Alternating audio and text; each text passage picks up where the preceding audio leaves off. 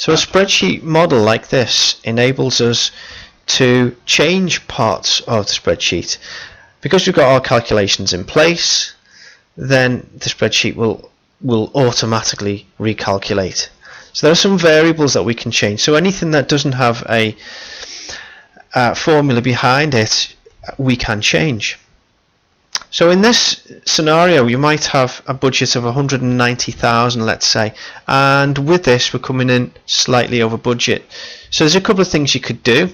One of the things might be to have a look at the building material costs down at the bottom, and it might be that you have done some negotiations with the suppliers and you've got that down to 149,000. And maybe the kitchen can be done at £2,000, and you can see we're now under 190,000. But what if the bricklayers were to demand more money? £6 an hour is below minimum wage. They'd probably want more like £12 an hour. Electricians 14 perhaps, plumbers 14,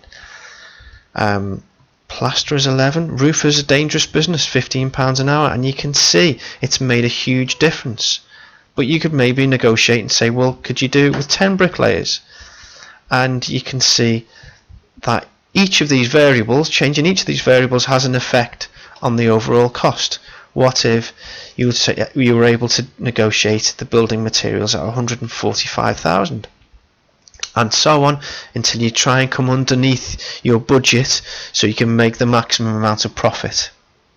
So that's changing variables in a spreadsheet and asking what if questions.